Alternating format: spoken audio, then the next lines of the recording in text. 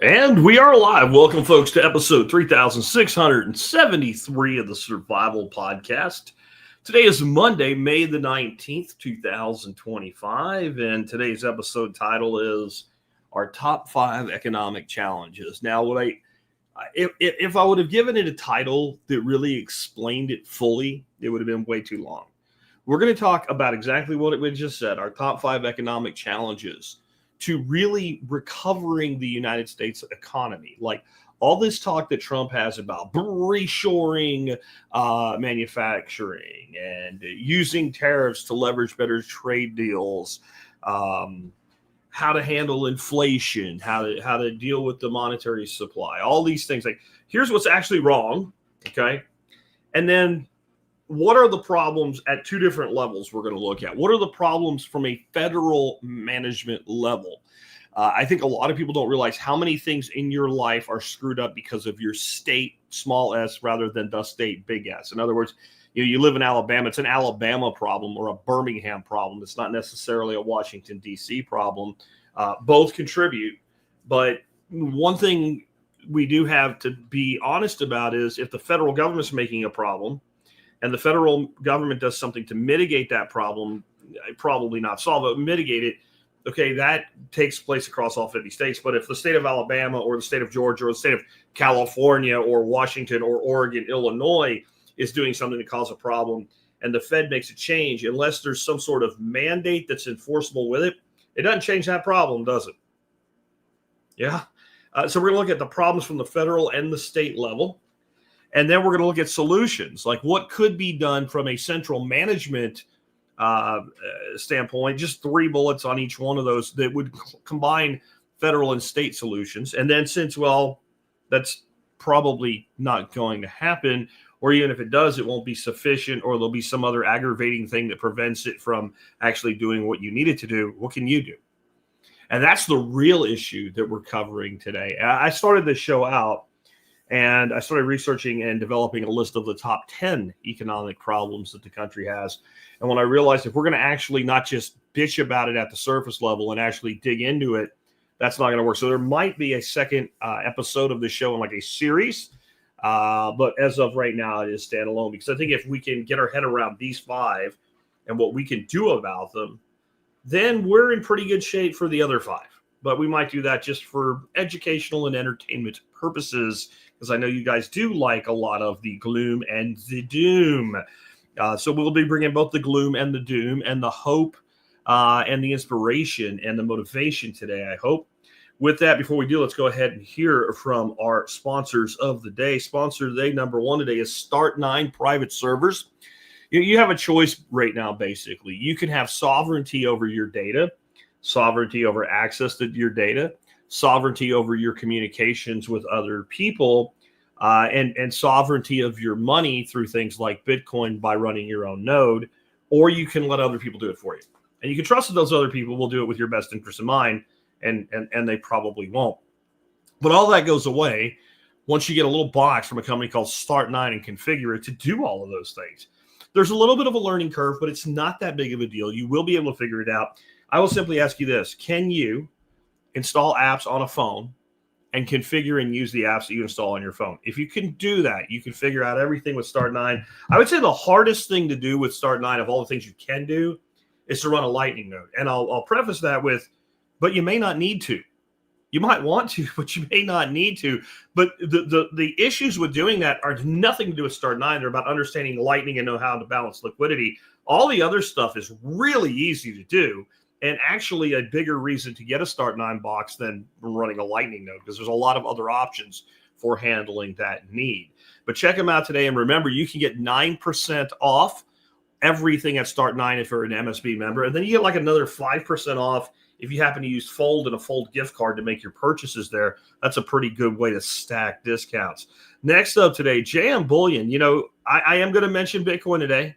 It's going to happen if we're talking about economic problems in this country. But I have never been the all of one, none of the other type of guy. I believe that there's a place for a physical asset and a place for a weightless asset that moves at the speed of light. They both have purposes.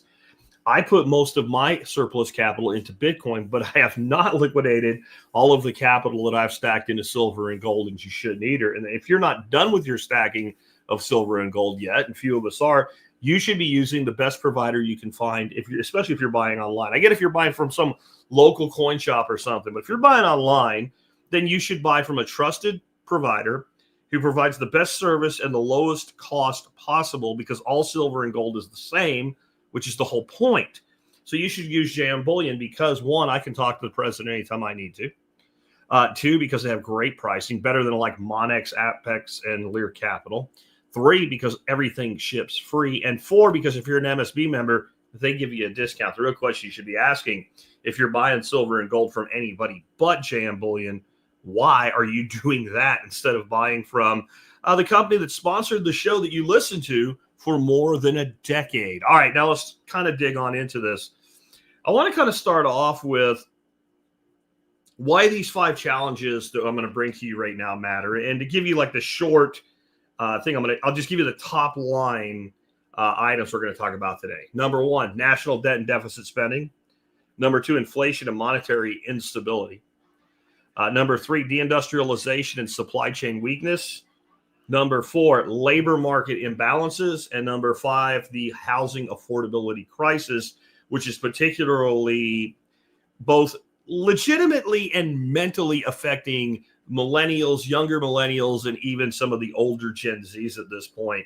And I'll explain what I mean by that when we get there. But why these 5 and why are they mattering right now? Number 1 is because they're peaking at the same time. Like, these are all like peak issues right now. The national debt is higher than it's ever been. I guess that's always the case, but the problem that it's creating through things like $1 trillion just in interest payments from a country that has, income taxes that net us about $3 to $4 trillion a year, and we have $1 trillion worth of, like, that is a peak of the problem. The national debt deficit spending also at a peak at a time when we cannot afford it.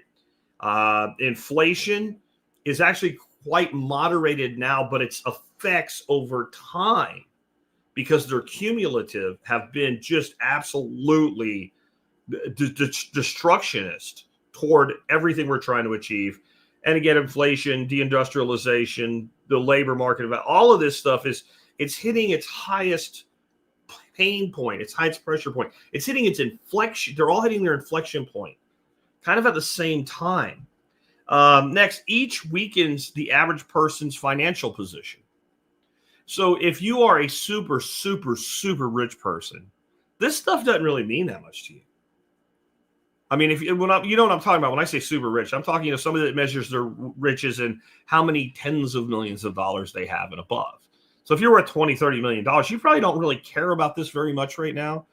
When you have that kind of wealth, you're able to leverage it and always make more. Honestly, if you have a certain amount of money, you could pay yourself $500,000 for the rest of your life, leave your kids more than you started with almost no risk. So you don't care about this. If you're on the complete dole where you're living off government, you don't care as much as you might think you would, even though like smaller purchases that you buy with your SNAP card or whatever are higher. In the end, people that are completely living off the system, it's not as big a deal as it would be to a person who is working really hard, making decent to average money, and trying to get ahead. These all weaken that, and that's the vast majority of the country. For all of the class warfare they do with the super rich and the welfare mamas and all, the vast majority of the people in this country are working for a living and doing their best. And these all weaken that person. And the government response is, and I'm not even going to think of this bullshit where like, I hate the state is evil, the state is Satan. Okay, fine. I can make a case for that. I'm going to say even when the best intentions are brought to bear on a problem, the responses from government have not fixed anything. In fact, the one person who maybe is making some things a little bit better is probably the most despised president we've ever had, and that is Trump. And you can say, well, a lot of people love him, a lot of people hate him, but I would say with total, like if there was a despisement quotient, like how despised is this person, and that's not supported or opposed, despised, then Trump is probably the most despised president we've ever had. particularly because he is actually trying, at least in some areas, to solve problems. And there's nothing that upsets the apple cart like making sure the person that runs the apple cart doesn't get everything that they want anymore. And that's really the pushback. Most of the people that hate Trump, I'm talking about general people, the people I'm talking about when I say that this affects everybody. Most of those people, if you ask them why they hate Trump, they don't have a good answer. They'll say something like, because I'm a woman and I don't have rights now. When you say, what rights do you not have now that you had 2 years ago? They don't have an answer. They get mad and they run away. They don't know what the answer is. So what that tells you is the despite, right? The way this man is despised is a manufactured thing. It's not a pro or anti-Trump thing either. That's just reality. And it's because people don't, like, as bad as things are, when somebody tries to fix something and they go outside of what got us here, then they're hated. Because the reality is the average person doesn't understand any of this. So they do whatever they're told. And whichever side they've picked, they just hate the other side. And then all of the people that have adapted to it, the one thing that they do like is that they know what to expect. And if I know what to expect and I know how to make money off of this, I don't really care that it's bad for others. But if you start trying to fix it for others and I don't know what to expect and I don't know how to capitalize on it, now I'm very angry. And that's what you see going on here. And that's why this is all important. So let's start off with our number one problem. I do have these ranked, I think, in the order that is probably, worst to least bad, I guess you'd say. But, I have the housing problem at the end. So if you're 28 years old, you may hate me for that. But I'm talking about the macro, the overall movement of the country in the right direction, because the other side is if we solve that problem, but not these other problems, those other problems don't get better because we solved it. But if we solve the first four, the fifth one will naturally begin to rectify itself. And maybe that'll make sense as I go. So starting off, let's start off with the U.S. national debt and deficit spending. And I'm not going to do a lot of pulling screens up today, but in this case, I wanted to because I think it really drives something home. Right now, we're over $36 trillion in debt. And the number is so large that the human mind can't really comprehend $36 trillion. A trillion is 1,000 million, and that's already something that's very hard to wrap your head around, right? I mean, so I think people have a hard time with this, but I think one thing that people do understand is growth.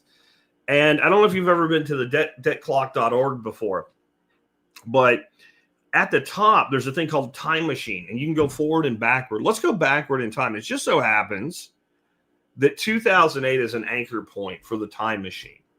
And I picked that date because, one, it's there, and two, because that's when the show was launched. So the Survival Podcast has been around for as long as this data has been around. And in 2008, when people were freaking out about the national debt, the number was $10 trillion. $10 trillion. And if we, go back to current day, then our 36 trillion.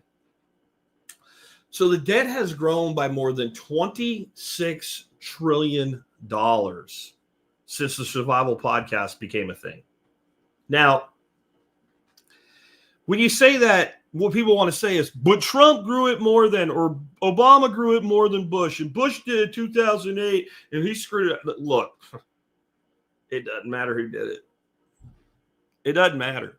If you get into tribalism here, you're not understanding the actual problem. This is because we have an economic system in the way that we create and manage our monetary supply, that this is the result you would get. Now, maybe if some ass clown president before or had, put a better chairman of the Fed in or something, maybe we'd be 34 trillion instead of 36 trillion in debt. Okay, does it really matter? At this point, it doesn't. We are now at a point where the interest payments are consuming more of an increasing share of the budget. Again, we're paying about $1 trillion in interest on the debt. In fact, here's our largest budget items we have right now. Medicare and Medicaid, $1.6 trillion, by and large, our biggest expense. And what is government trying to do right now? Cut Medicaid. Now, when people hear that, because they've been told to, they think that means push people off Medicaid, reduce Medicaid benefits. No, it means get the fraud out of the system. You saw how much fraud there was in USAID where we measured their payments in billions. How much do you think there is of fraud when we measure payments in trillions? There's massive fraud in that system. Social Security, 1.5 trillion. There's really no way to cut that. That's a third rail. That's not even a third rail. That's like a 15th rail in politics. You don't touch that. You don't touch that. Now, maybe we could squeeze out 50 billion of it that's fraud. Maybe 100 billion of it's fraud. Okay, so now you're down to 1.4 trillion. And these are non-discretionary, right? Defense and war, 900 million. We spent on defense and war $900 million. Let me remind you that over the past couple of years, we spent like another $400 million paying for other people's wars in like Ukraine.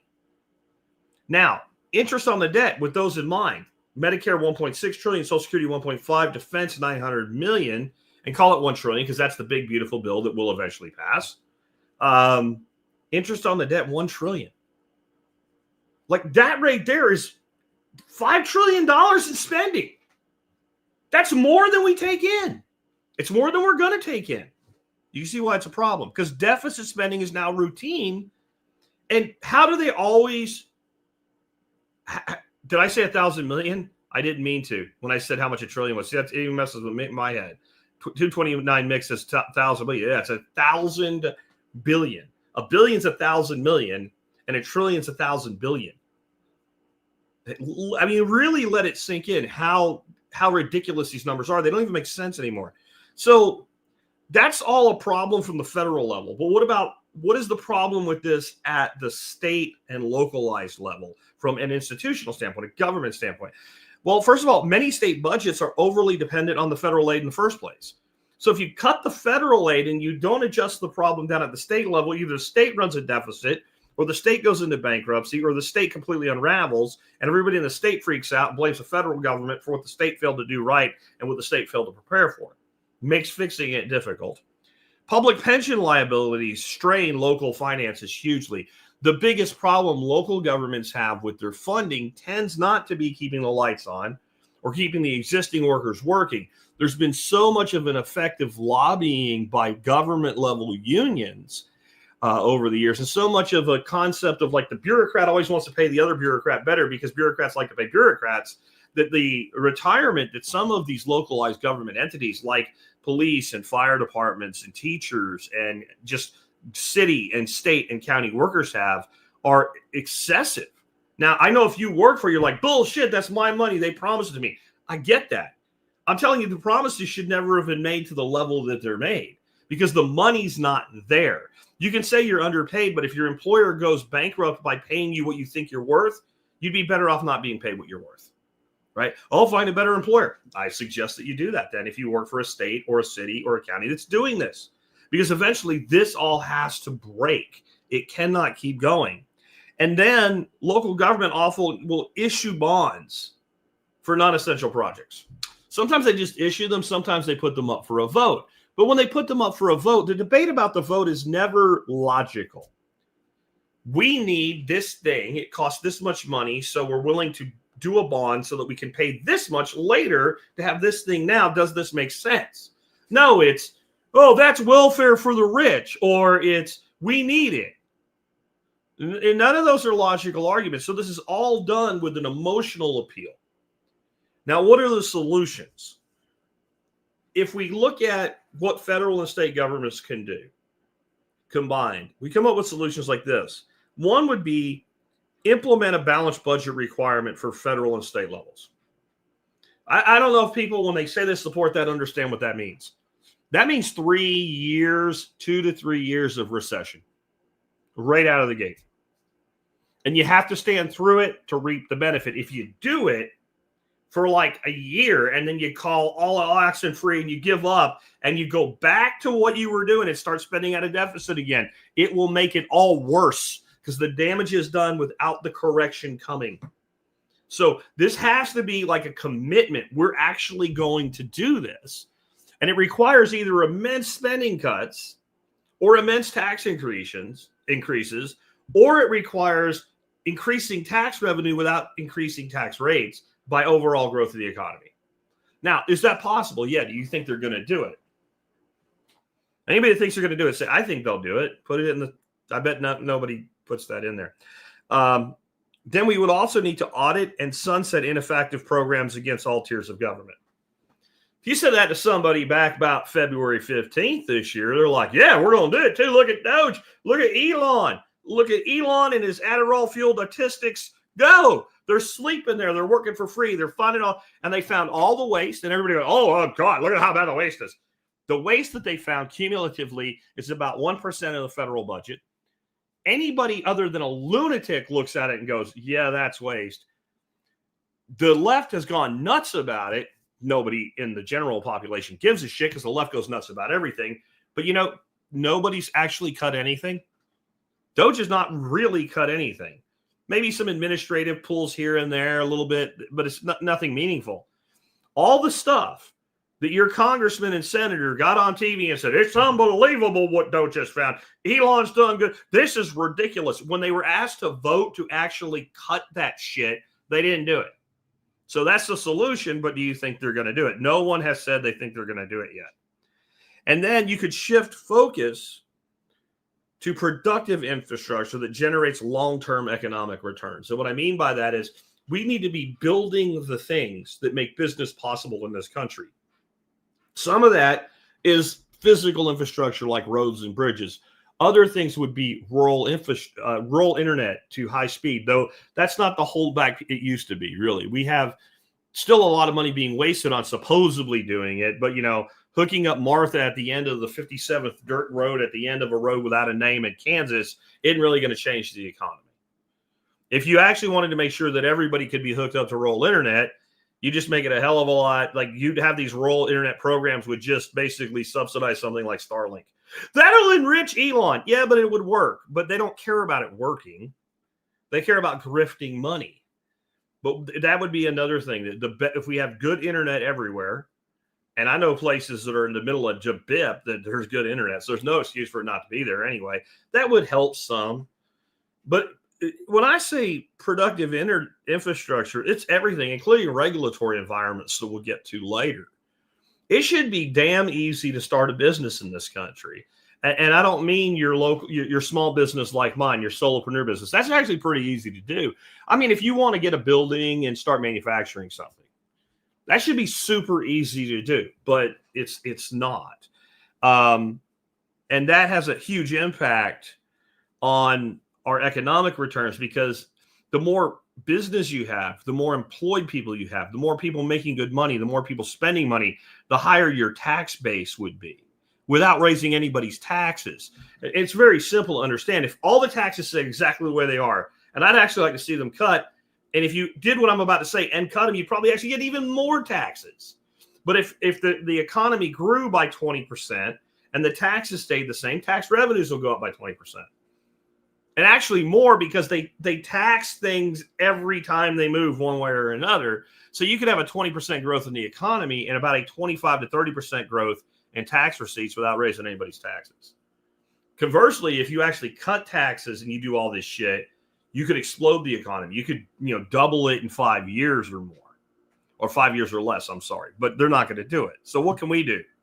Well, number one, what have I taught since day one? Eliminate or minimize your personal debt. Stop living on borrowed money. You might think because inflation eats away the value of money, it eats away the value of debt, you're fine in debt. If you're buying a house with debt, yeah, as long as it's well within what you can afford and you can manage, and if you lose your job for 2 months, you don't lose your house, yeah, that debt leverage play pays. Okay, if you're buying consumer shit on a credit card, if you're traveling on your credit card, if you're doing any of that stuff where you're acquiring debt on things that are either used and done or depreciate in value, that debt is eating your very soul. And it's also the kind of debt that's not carrying a 6 or 7% interest rate. It's carrying a 22 or 26% interest rate. That's way worse than inflation. So you can't beat inflation with debt that has a higher interest rate than the rate of inflation. And when it has a 10x, you're effed. There's no way you win that war. So eliminate and minimize your debt. Acquire hard assets. This includes land, a house, tools, precious metals, Bitcoin, anything that you can say, this is going to serve me in value It's durable. It doesn't have to be 100% durable, right? Gold is durable. You can do whatever you want to gold. It's still gold in the end. You can melt it. You can beat it. You can pound it. You could bury it in the ground. You can take a dump on it. Like, it's, when you say durable, it's probably the most durable thing that the average person can put their hands on. However, something you invest in from a standpoint of a tool that will have a life expectancy of 10 years, if it makes you, let's say, $1,000 a year for 10 years, and you net out $1,000 in income from it before it craps the bed and it cannot be repaired, or it's not worth repairing, there's a better model, but it costs you $1,500 out of the gate, that's a net positive. So when you look to acquiring assets, they need to be, yes, long-term appreciating assets, or short-term profit returning assets. Or they need to be long-term assets that at some point will be not something you can sell, but if you had to buy it then, it would cost you a hell of a lot more. Tools and things like that fall into that category as well. Okay. And then you have to opt out of the federal dependency on some level. I talk about it all the time. We need parallel income streams. We need parallel systems. And I feel like in the end, we really need to make this happen. Some level of like a combination of like a swap meet and a farmer's market that's members only. And I don't know exactly what that looks like, but you would think that Texas would be a great place for farmers markets. It's not. It is a serious pain in the ass to run a farmers market in Texas. We do not have much of a farmers market scene. It's kind of embarrassing if I travel to a state like California and go to one of their farmers markets versus ours. Like, we're supposed to be the free state, and California has much better, much more open, much easier ability for people to establish and participate in farmers markets. But it has to be more than that. But I don't want, what I'm talking about, I don't think would be like your typical swap meet where people are just selling garbage and junk that you find in garage sales. I don't know exactly how that would be managed, and probably you need multiple models. But I think the way that you get around a lot of the local bullshit, because you're not going to have a lot of, the federal Department of Making You Sad for X is not the organization that shows up to shut down your farmers market. It's going to be your city, your county, or your state that does that. So by having a membership model, like, here's where this happens every week. No, you're not a member, you can't come in. Oh, you can't just buy a membership off the street. Somebody has to sponsor you in. I don't want to sponsor you. Do you have somebody who wants to sponsor you in? No. Okay, bye-bye. You don't get to come in here. And then you need it so tightly run from a legal platform that if they did get in, there's nothing they can do anyway, right? You don't need to be letting people in there selling meth or something like that. But we need to have kind of an above ground, underground economy, if that makes sense. Some way to keep the people that always screw things up out. Like, the government is why we can't have nice things, right? So we need to have nice things by eliminating government from the equation wherever we can. But it can also be more simple things like, people tell me how expensive meat is. Have you even looked for a local provider? Somebody that raises beef locally. If it's grass-fed and finished, great.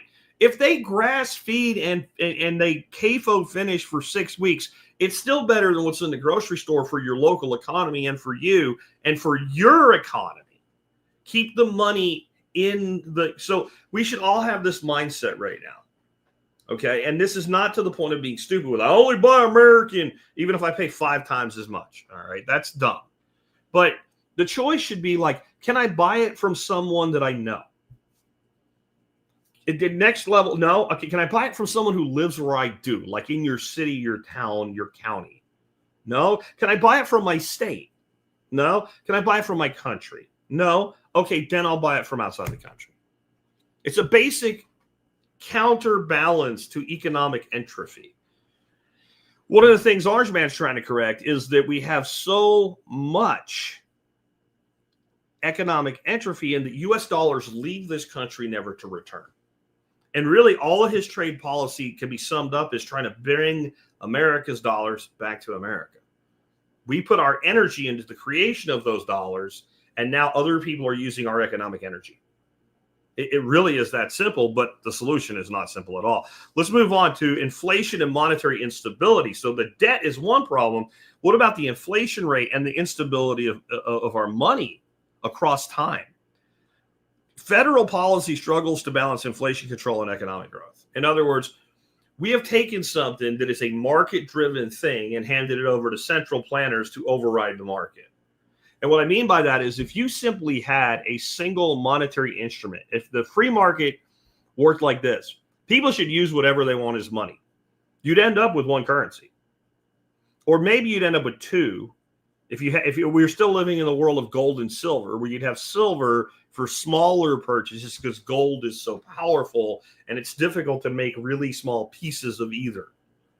But you'd have, like, it would be precious metals, or it would be something like Bitcoin, or some nation, if they got off their ass and did it right, could make a national currency that would have the clout or more of clout than the US dollar does if they backed it and controlled it and regulated it right.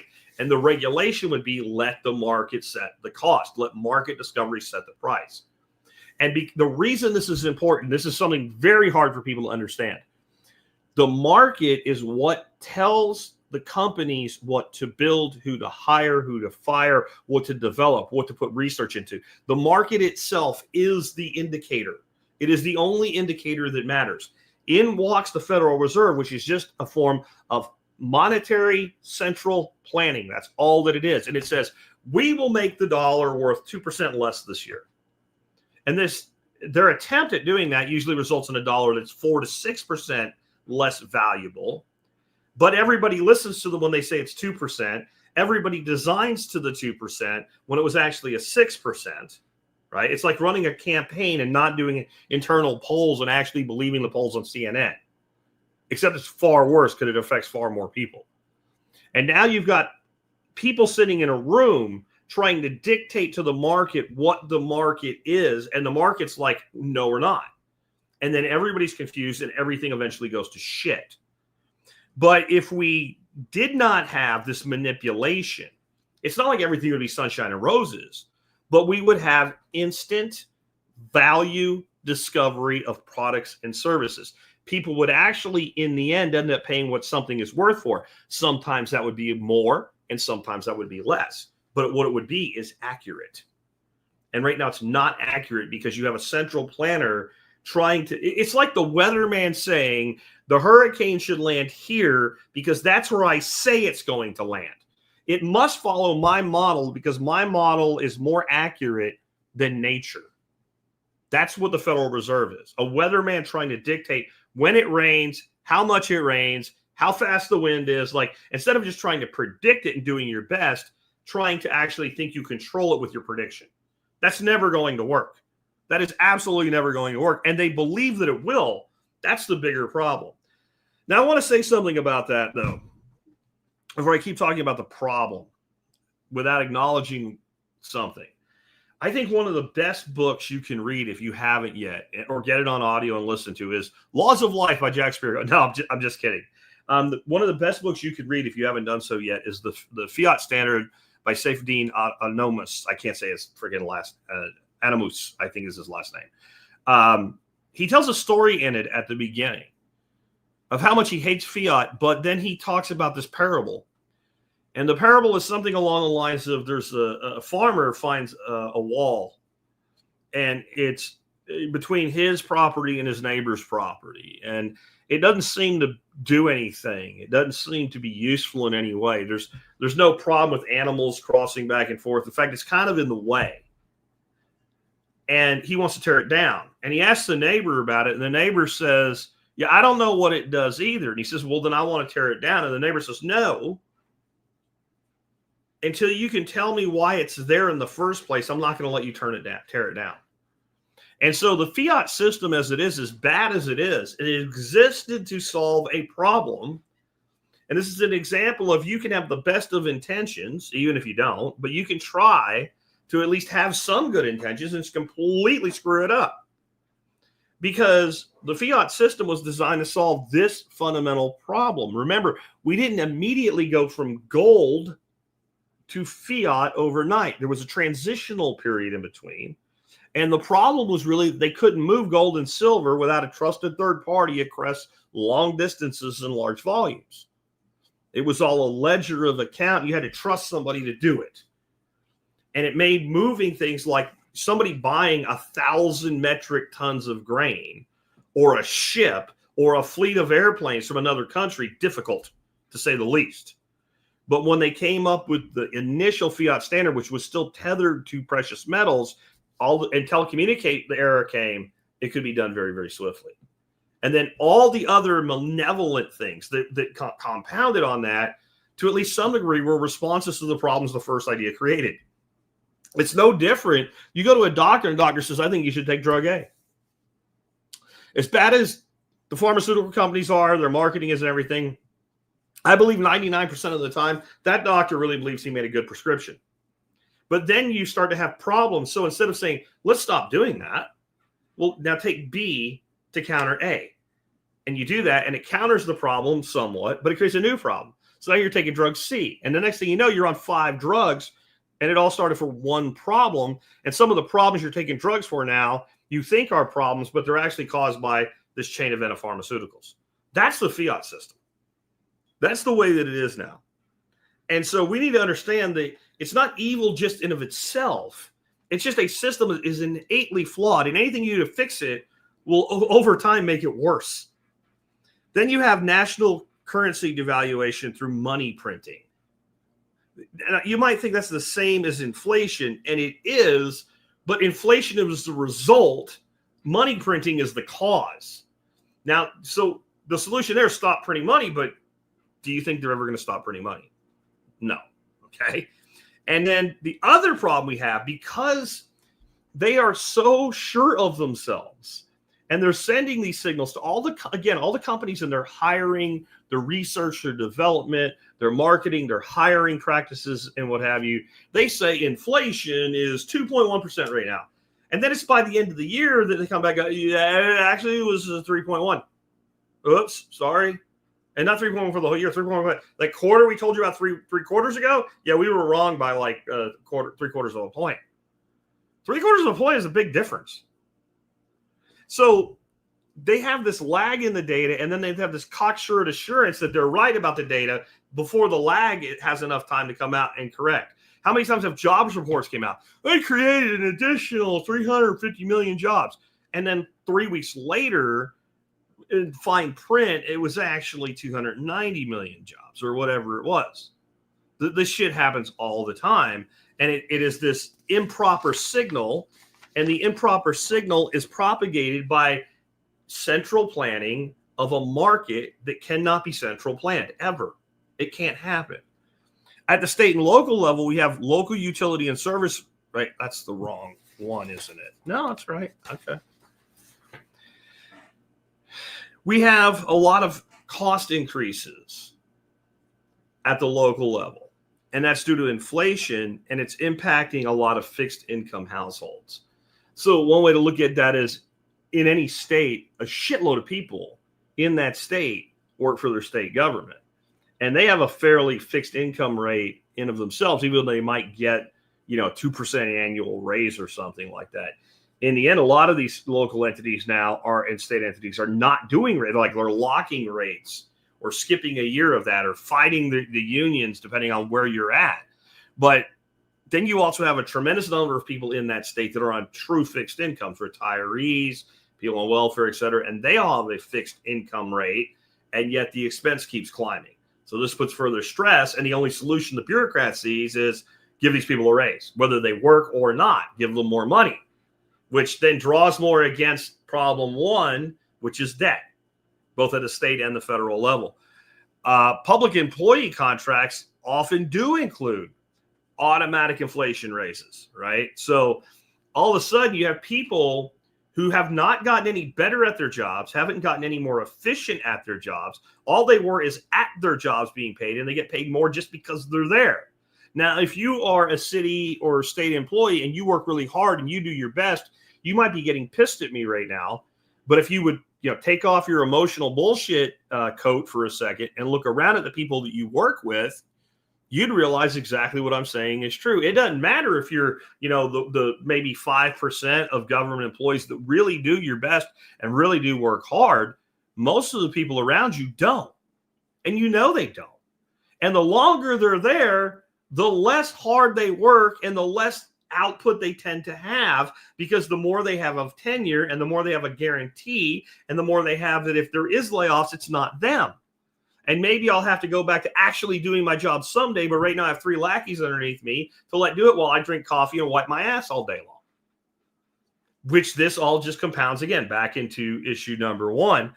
And then another thing that we have a big problem with is a lot of times the state minimum wage laws are out of sync with the market, or local minimum wage laws are outside of the sync of the market. So this contracts economic activity in that less people get hired and less businesses are started.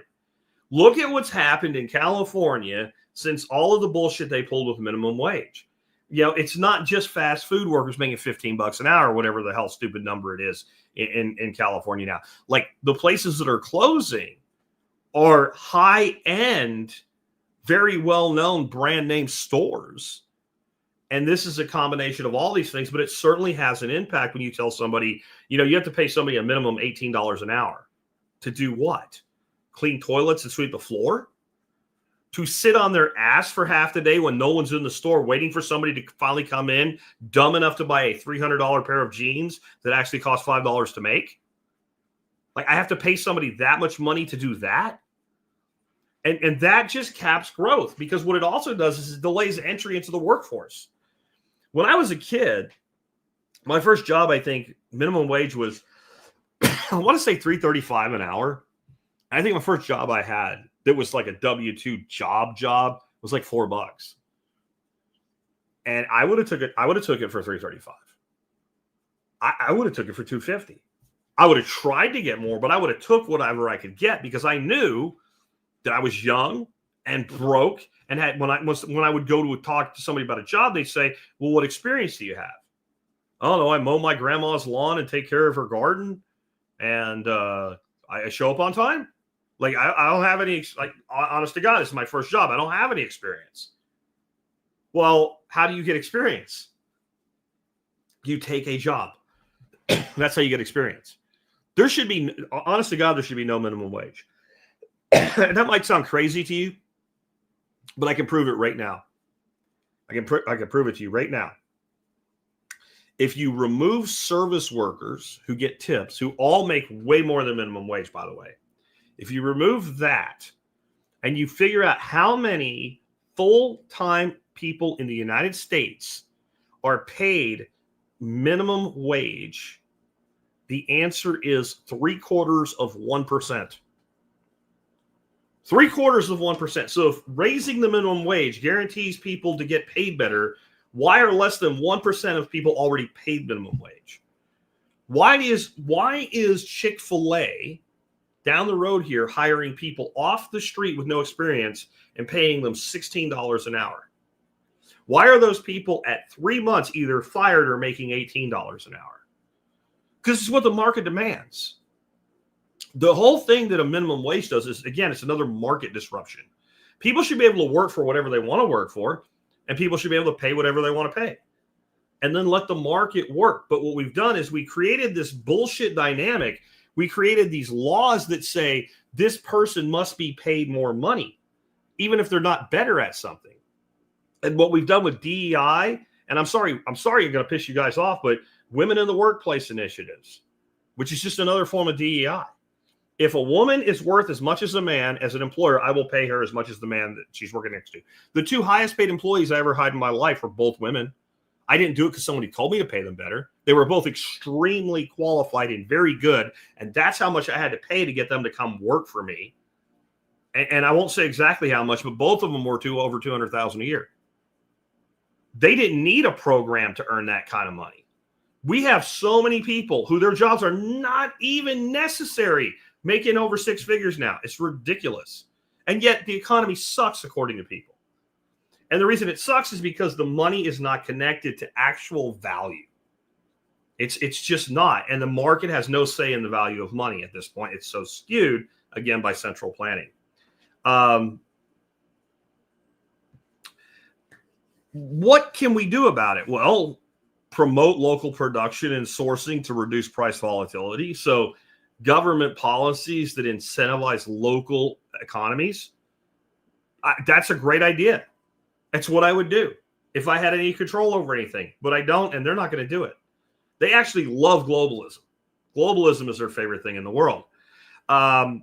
Another thing that we could be doing at the government institutional level, encourage public budgeting practices that assume real world inflation rates. In other words, let's stop believing Jerome Powell or anybody from the Fed that says inflation is 2.1%.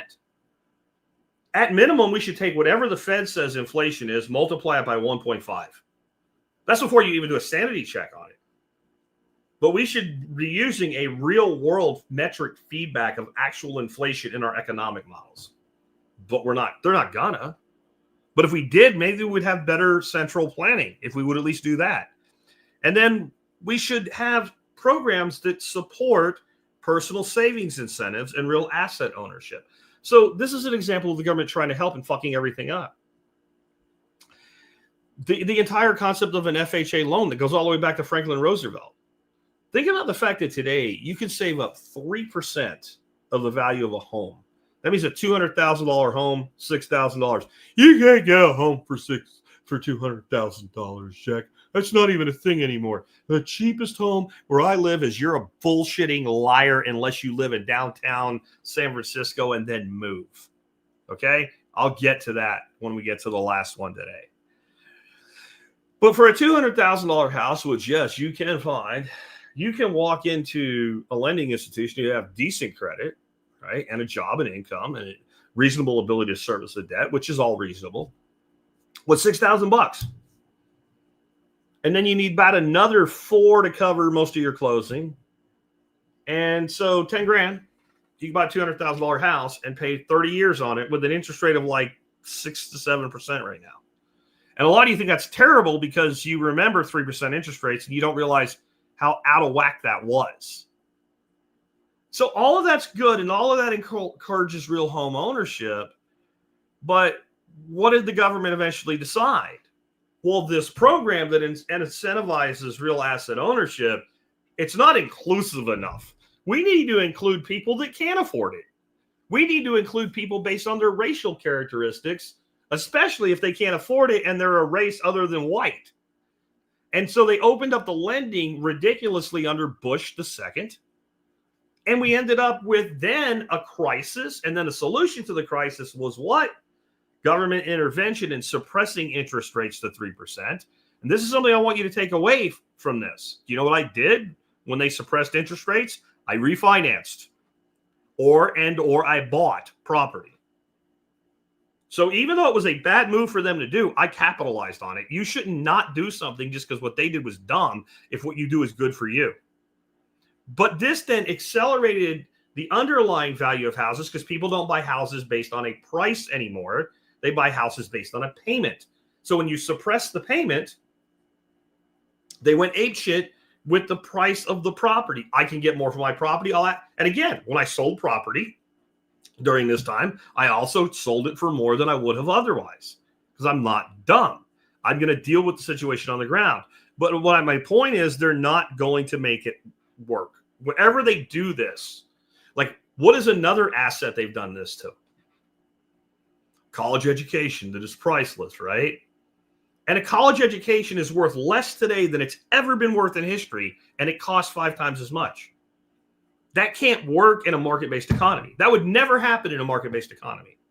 There is no way in the world that people would be paying what they are for degrees today if we were in a market-based economy that was based on the degree value.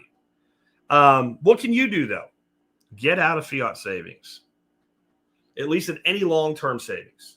Anything that you plan on holding for more than 3 or 4 years should be in Bitcoin, some form of growth-based or income-based equity, precious metals, property, something that is actually real, or a cash flow generating business. That's where your money goes right now. You either need to be appreciating the value of the asset or generating yield off the asset. You need to be building food and energy resilience to offset your rising costs because those are the places that inflation is completely unhinged on. What happened in Texas was crazy after COVID. People's electric bills went up by like 1.75% without 1.75 without spending more money. 75% increase. In other words, if you typically had an electric bill of $100, it became $175. If you were running a business, this hurts even more because it affects how many people you can hire. Let's say you're running a business, a very large facility, $1,000 a month electric bill. That just went to $1,750. Now compound that over a year. Now you realize not only does that additional expense, it also reduces all that money could have been invested back into the business. So the more you can do for energy self-sufficiency, the better, not just from a prepper standpoint, but from an economic standpoint. And stop even paying attention to government CPI numbers. Because even if they were accurate, they don't mean anything to you. When they say the cost of food has gone up by 3%, 4%, 5%, 10%, doesn't matter. What's the cost of your food gone up by? How much do you grow yourself? I bet the food you grow yourself, the cost has gone up nothing. It's not free. Right? It requires your effort, but it also requires some level of input, and there's a cost of the input. But I bet that your food cost of food you produce did not go up. What is your food cost of beef that you buy from a local producer? How much has it gone up? Versus the supermarket's numbers. And sometimes your numbers will go up higher. You might eat a higher quality diet than what they base the CPI on, and I gotta hope you do. Right? What is your cost of housing done from an inflationary rate? If you bought a house a long time ago, it probably hasn't done that much other than property taxes. So you should be making your economic calculations off of your budget, not anything anybody else says. I don't care who they are. I don't care if they're your best friend and they have an economics degree and they're not stupid. It still doesn't matter. It's not your household. It's not your income. It's not your expenses. Now, the next problem is deindustrialization and supply chain weakness. This one hits me different today than it did 15 years ago. And not because it's gotten worse, even though it has, because I've seen it. I've seen it. And I had kind of forgotten about it. I grew up in it in central Pennsylvania. There is no, well, I'm not going to say there's no place. There's few places that would be any worse off from a deindustrialization standpoint than the Northeast United States as a whole. All the way up into New England, out into Ohio and Indiana, all through that whole northeastern part of the United States, the amount of loss that occurred there. Big companies, too. Even some that are still in business and still have a presence there. You know, like Kodak would be an example. Just massive deindustrialization. And as you move into like Detroit and all, then you have the automotive deindustrialization. So I grew up seeing this. I grew up, you know, Allentown, Bethlehem, Easton. You can drive around and you can see steel mills. Where I grew up in Schuylkill County, you see defunct coal breakers like everywhere. But then I left, which was one of the best things I ever did for myself, was move here to Texas. And I got successful, and you kind of forget what you knew.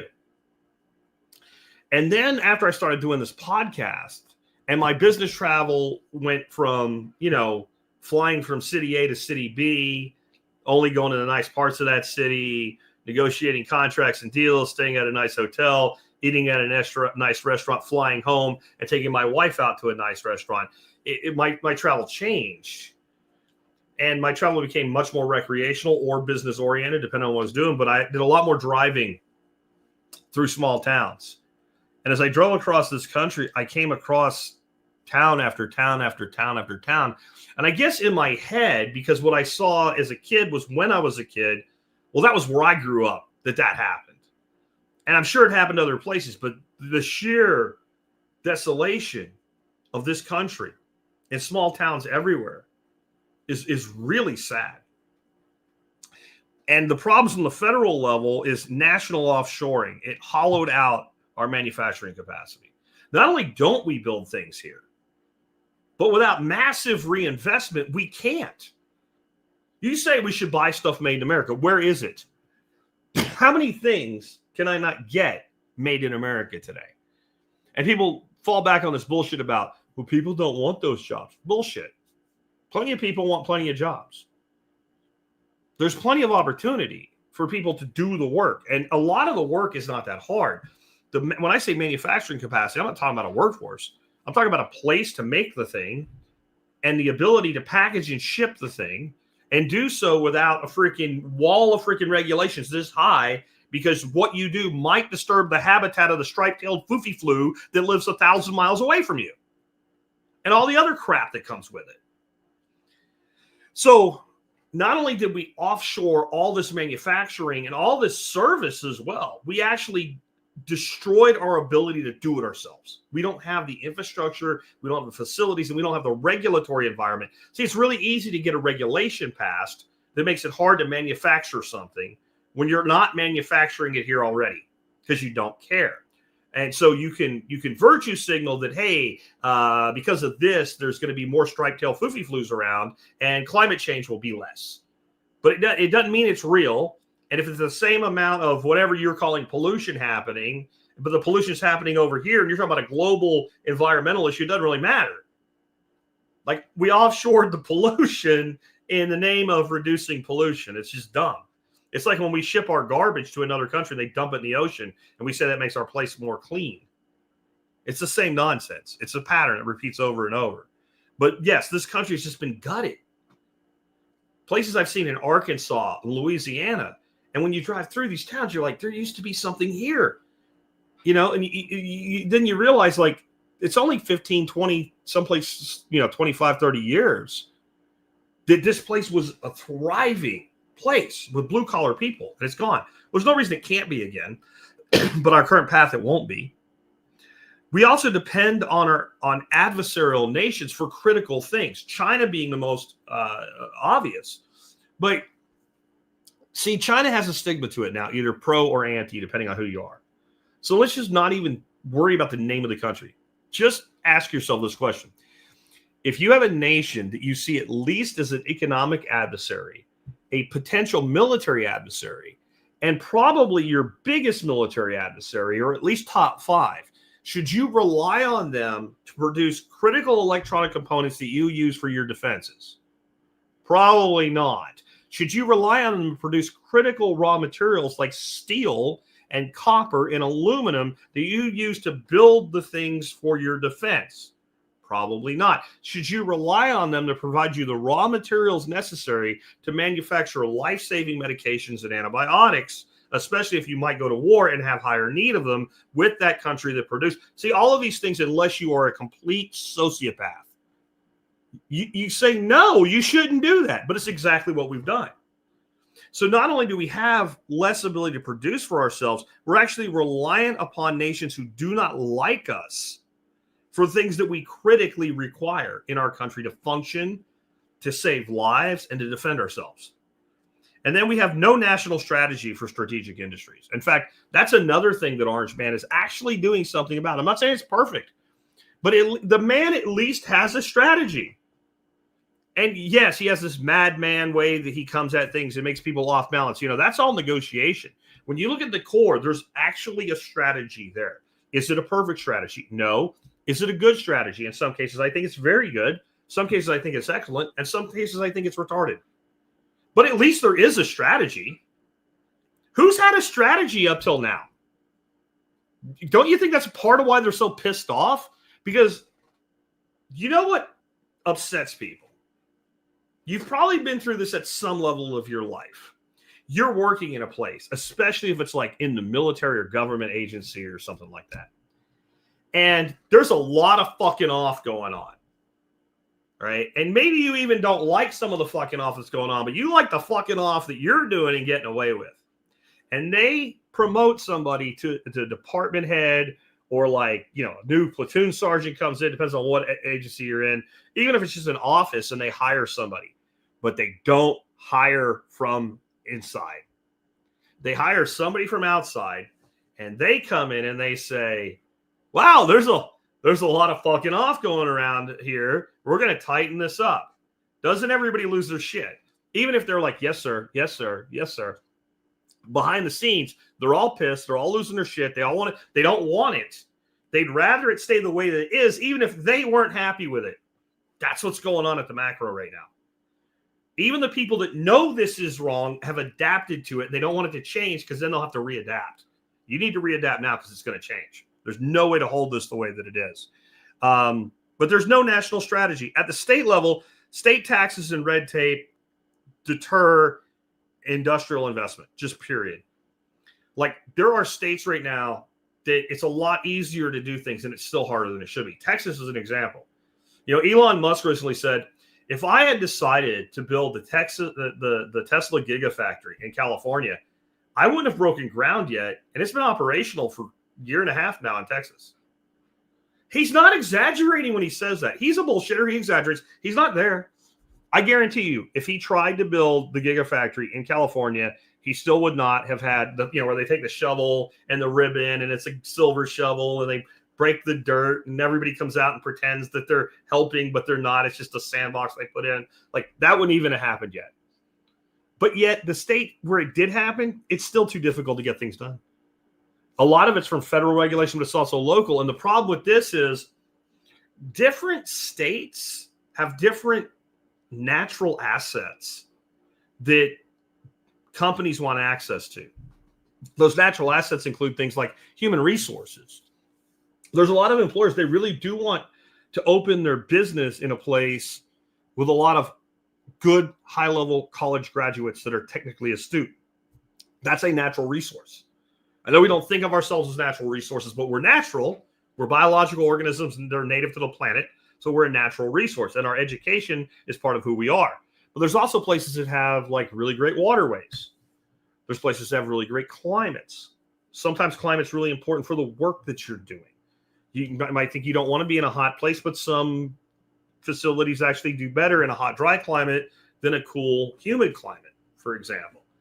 And so we have this incredible resource in our diversity of our climate types, our states, our water resources, our agricultural resources, et cetera. And then we have this mixed bag of regulatory environment where you would think the states with lower regulations will automatically do better, but not if I need some of the other things. So the problem then is that the federal government can deregulate all that it wants and stop incentivizing this offshoring all they want. But if the local governments don't get on board with saying, hey, it's okay to make tires here, so we stop buying tires that are made in fucking Brazil, then you can't do it, right? If I can't build a facility to manufacture superconductors and chips because I can't get enough people to live there that have the education requirements to do it, and the place where the people are has a regulatory burden where I can't do it, then I can't do it. Then I don't care about tariffs. I'm like, I can't do what I'm trying to do. I need to build X million chips a quarter, and I can't do it here. And I can't do it there. I need this regulatory framework with this body count, or I need to pay enough to move these people here. And then those people say, I left because I couldn't get a job, and they come here and they try to make the place just like the place that they destroyed through their voting action. This is one of every pro has a con that balances it. The beauty of a republic is the competition. The con is the competition hurts itself to spite itself sometimes. And then we have local zoning. Like the zoning alone, like you can't build that there. Why? What environmental regulation? It's not zoned for it. Okay, well, nobody lives there. Does anybody that lives there have a problem? No, we just decided you can't do it. This is back to central planning. Instead of allowing people to buy property and then do what they want with it as long as they don't hurt their neighbor, we decided we're going to tell people what they can and can't do with different pieces of property. Now, a residential subdivision, I'll grant you, if I have a residential subdivision, I probably don't want Walmart walking in at the end and buying the last 50 lots and putting a mini Walmart right in the middle of the neighborhood. Okay, even I will give you that. Actually, I wouldn't stop it, but I can understand why you wouldn't want it. And I would say it's up to those people that live there to make that Walmart understand we're not going to buy from you if you do this. And we're going to make it very hard for you if you do this. So we don't want you here. Let the market, solve its own problems. But okay, I get that one. But there are so many instances of this, where people own large blocks of land and they can't do anything commercial with it because it's not zoned commercial. Why does that matter? Because they want their tax money. And when you zone it commercial, they collect a higher tax rate on it. Wouldn't it be better to have, just think about it this way. If you're a greedy ass local politician that thinks this way, wouldn't it be better if there were just a lot more businesses doing a lot more business in the area that you govern? so that they were generating a lot more economic activity, so they would generate a lot more taxes into your tax base without you having to just rape people for owning dirt. But no, they'll never think this way. And then you have a lot of utility infrastructure gaps in rural areas that hinder factory development. Again, we have a lot of rural areas that don't have the electrical capacity, the telecommunications capacity to do things. If I'm going to put a data center in, which is one of the biggest growth sectors there is right now because of AI and many other things that they're not actually telling you about yet, but I'm going to put a data center in, what do I need? I need electricity that I can afford, and I need a lot of it. It's not just the rate. Can I get enough power? I think so many people out there, you don't understand how much energy it takes to run a garden variety data center. You know, something like the one that I designed for broadcast.com before they sold to Yahoo. The amount of power that ran, I talk about $1,000 electric bill. Try about $50,000 at the rates back then. $50,000 a month is what they were paying in power. How much power do you think that is? Okay.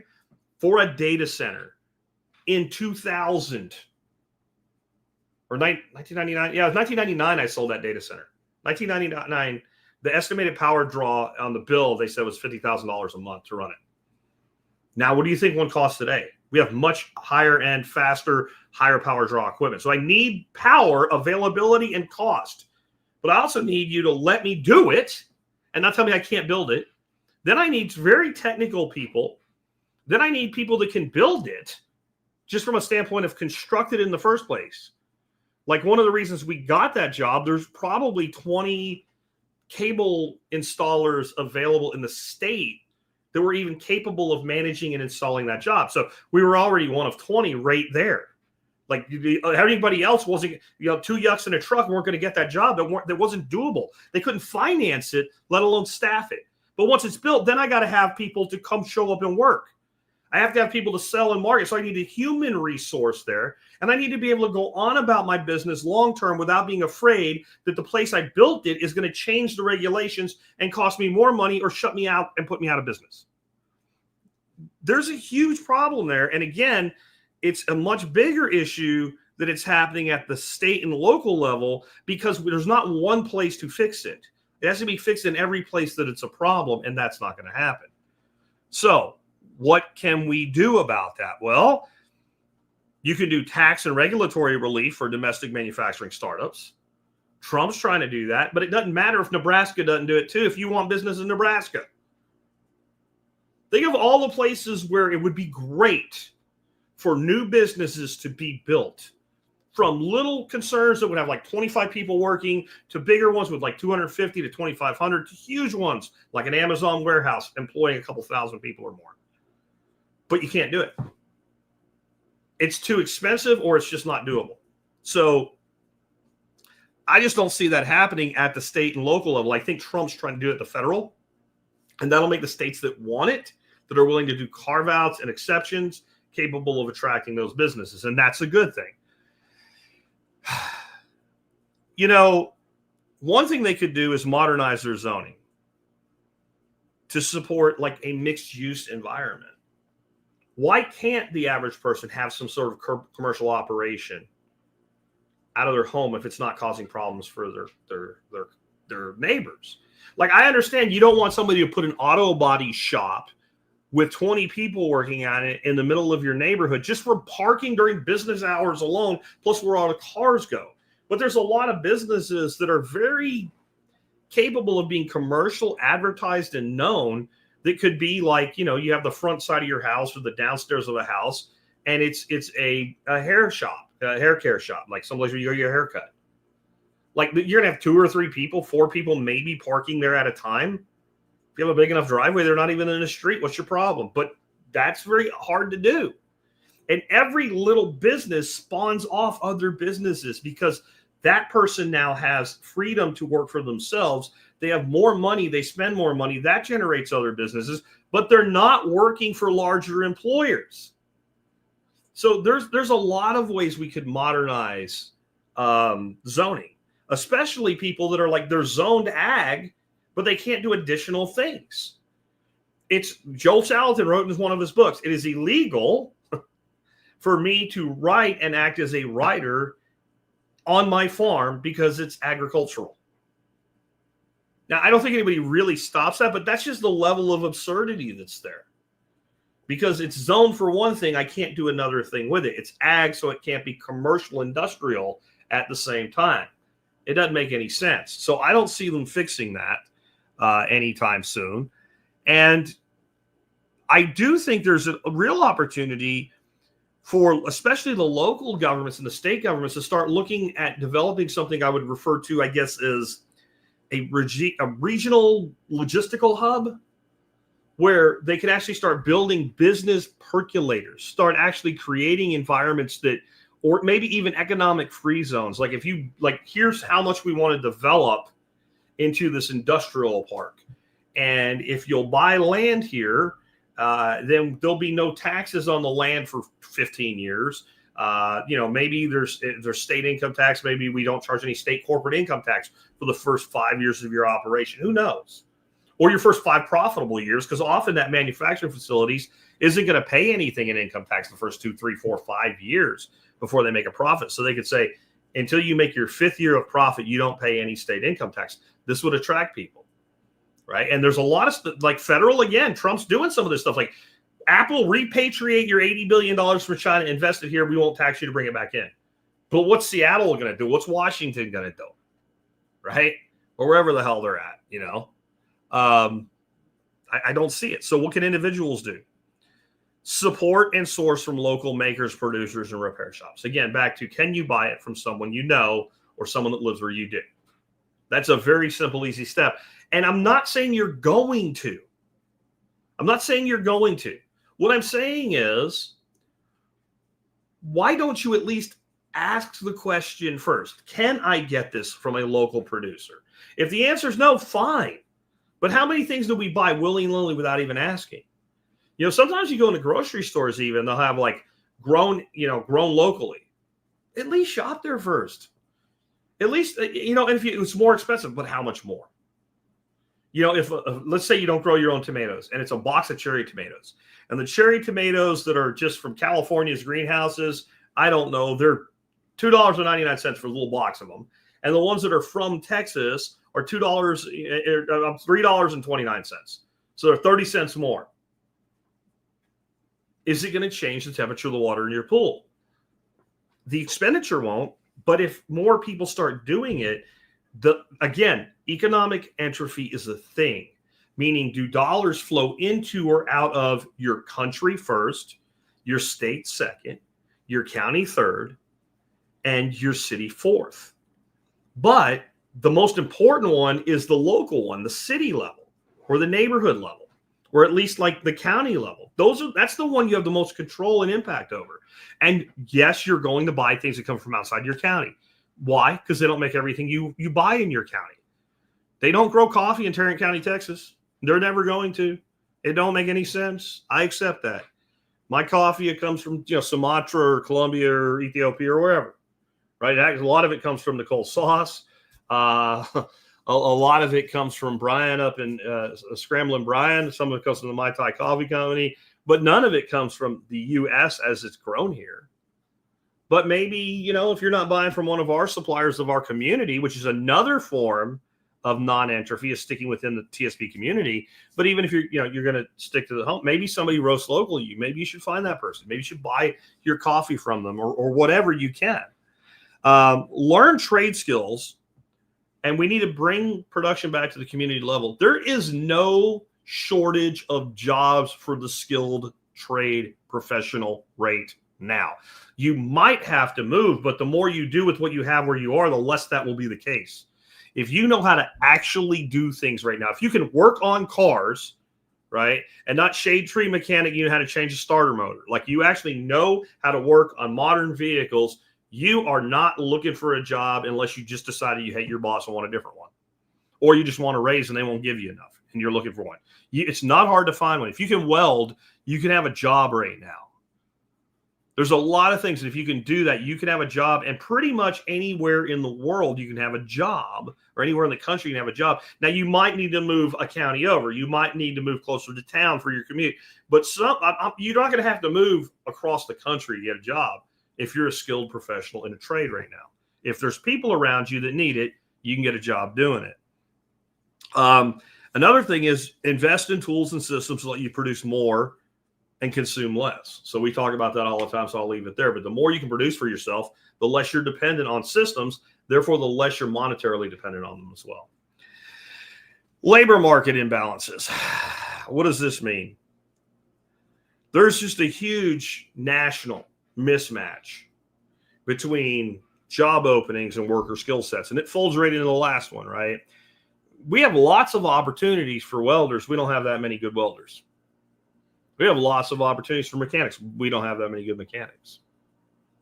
And this whole thing, we should let more immigrants in. Letting all these immigrants in that have no skills is not going to fix that problem. Most immigrant labor comes in at very high levels or extremely low levels. The ones that come in at high levels tend not to be much of a problem, right? These are people that know how to do things from a technical or a professional standpoint that we just don't have enough people that know how to do it, period. We should have more. That would be another way to fix the problem, but we don't. But most of the immigrant labor that comes in is doing things that anybody could do, but a lot of people don't want to. Like anybody can mow a lawn. Now, people try that all the time, don't they? Like, well, if we don't have immigrants, who's going to mow your lawn? And most of us would say me, because that's who mows it right now. The only time I ever paid somebody to mow my lawn was back when I used to travel all the time. And by the way, the dude that did it was a white dude from Schuylkill County, grew up in the same county I did, had moved out to Allentown and lived across the street from me. He ran a landscaping company, and he had like 3 employees, and they were all young people from the area, and none of them were immigrants. So the one time I actually paid somebody to mow my lawn, it was so I wouldn't have to worry about it when I was on the road, 28 days a month, and my wife didn't have to worry about doing it. We had an acre. And it was very affordable, even though there was no immigrant labor involved. But anybody can mow a lawn. Anybody can run a weed eater. Anybody can dig a ditch. You can drive around right now in Texas around here. They're doing a lot of underground work again, like I did 25 years ago. Well, almost 30 years ago now. And I'll tell you, all the guys you see with a hard hat and a safety vest on actually busting ass digging a hole. Almost all of them are Hispanic. And most of them are probably illegal labor. So we don't have enough people that are willing to do that work. So that's one imbalance. But one of the reasons we don't is we made it very comfortable to not work, which creates that imbalance. Because if you had a choice between you're going to be homeless or you go dig that hole over there where the foreman said to dig a hole, you're going to dig the hole. But if you have a choice to not dig the hole and not be homeless, you'll probably take that too. So we skewed it that way. But in the middle, there's all these jobs that require a certain level of training. People just don't have it. They don't have the education and the skill set. Our labor force participation is still below 2020 levels. So if you go pre-COVID, we had more people participating in the workforce than we do right now, even though we're almost at full employment, technically. That's a problem. Immigration policy does not prioritize the labor market's needs. In other words, the policy is all about just let them in. Let them in. They only want to work. Then why do we have to give them a phone, house them in hotels and schools that we kick legitimate people out of, and give them money and give them food if they're coming here to work? Because they're not. Because they do not have the skills that the market is actually saying we need. So if you're going to have people coming into the country, they should be filling a need, not your emotional desires. At the state level, states underfund trade schools and workforce retraining. Everybody goes to college is the whole mantra. So there's this entire space where people need education that's not catered to. It's not seen as a need. And it's the biggest need we currently have. We do not have a shortage of college degrees. Now, we definitely have a shortage of people with relevant college degrees to actually do something. The sheer number of people coming out with absolutely worthless degrees is obscene. And that could be tightened up too. But we're making no real investment. Now, some states are starting. Texas is doing some good, even at the high school level, right? Where they are beginning to put in these VOTEC programs that are actually really, really good. But it's only in certain places. It's definitely not statewide. The other problem at the state level is local licensing requirements. They're just basically guilds. The person that already does the job doesn't want to remove the requirement, even if they know it's not necessary. And some states, again, Texas, I just know what Texas has done. So I'm not just saying, hey, Texas is right here. But Texas did this about 5 years ago, right before the pandemic started. They realized that they were requiring plumbers in new builds of housing to rough in pipe. And this is dumb. This is stupid. Roughing in pipe is not hard. And because they were doing that, it was elevating building costs. So they said, well, as long as once everything's roughed in, that an inspector goes through and goes, yeah, it's all good, it doesn't matter who does it. So they eliminated the license requirement to do plumbing work on new construction. And, the left went nuts. The left went nuts. Even a lot of the right went nuts, right? The middle right went nuts. Oh my God, there's going to be flooding everywhere. The whole world, people are going to die because of this or something. You know what happened? Absolutely nothing. About a month after it passed, all the noise went away. Nobody talked about it ever again. Nothing happened. How many other places could we do that? But it isn't even the government so much as the government responding to the industry that says we don't want it. It's like my buddy down the road that runs a fireworks stand. Every couple of years, there comes a law in Texas that would make it much easier if you wanted to be a fireworks reseller to get a license to resell fireworks.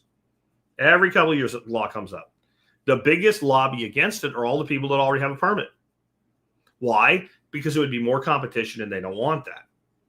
So you have the government, but you also have the industry and the guilds and the unions gilding people out with requirements that are nonsensical and don't really matter. And if you want to do a lot of this stuff in these supposed authoritarian countries like China, you just go do it. And then public schools often fail to prepare students for high-demand local jobs. And I would say it's even worse than that. They don't just fail to prepare them. They actually tell them they don't want to do it. They'll say something like, if you don't study hard and go to school, Johnny, and get a degree, you'll end up out there with a pick and a shovel. Maybe Johnny would be happy with a pick and a shovel. Maybe Johnny would go work with a pick and a shovel when he's 18 years old and doesn't know anything for, low shit wage, because he doesn't need a lot of it because he's young and broken. You're supposed to be broke when you're young. Maybe he would work for about 4 years. And by the time he was 4 years into it, he'd be running crews. Maybe he's heading for a project management position. Maybe he's getting other education to go along with his trade. Maybe he's but imagine how many people could have career progression like that don't even consider it, because from the time they're freaking in kindergarten, they have a teacher telling them, you don't want to do that. That's bad. That actually matters. So what are the solutions? Expand apprenticeship and vocational training programs, which I think some of that is going to happen because the industry needs it so bad now. They'll do it, and they will bribe the government where they have to be able to do it. Reform occupational licensing to lower barriers. All I can say is everywhere it has happened, it has been fought viciously with a massive propaganda campaign of lies to prevent it from going through. And then align educational funding with economic needs. What does that mean? That means when you say, I want to borrow, $120,000 over 4 years to get a degree, that the lender would actually look at the degree and say, no, I'm sorry, but a degree in communications is not going to make you enough money getting out of school to even remotely service this debt. You don't have enough of an earnings potential to borrow this much money. Here's how much money we will loan you to get a communications degree. And then you'd have to go find a college where you can get a communications degree with that amount of money and decide if that's really what you want to do with your life.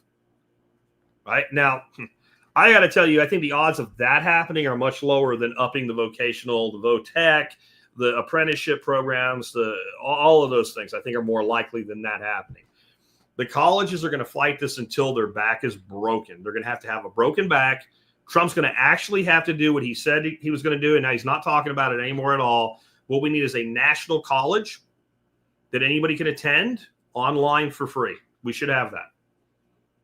And I don't think it'll be the best education you can get, but it'll be good enough for the basic. And what it will do is drive down the cost. Or the college that's selling it for a high level will have to be selling more than their name. But if you graduate from Columbia, the world is open to you. I know there's people that have degrees from Columbia that work at Starbucks. So don't give me that. But you'd have to say, like, our program is better because, and this is the money our students make 5 years into their career. This is how many of them actually work in their degrees of study area, et cetera. There'd have to be actual competition, because if you made a general, non-specific college degree open to anybody capable of doing it, you would devalue selling it to the point where you couldn't make any real money doing it.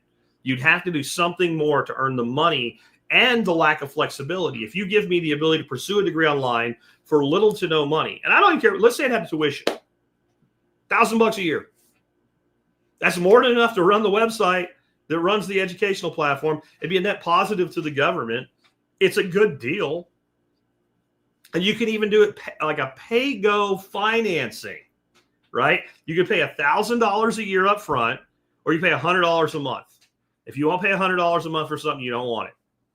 Interesting, huh? How easy would that be to do, too?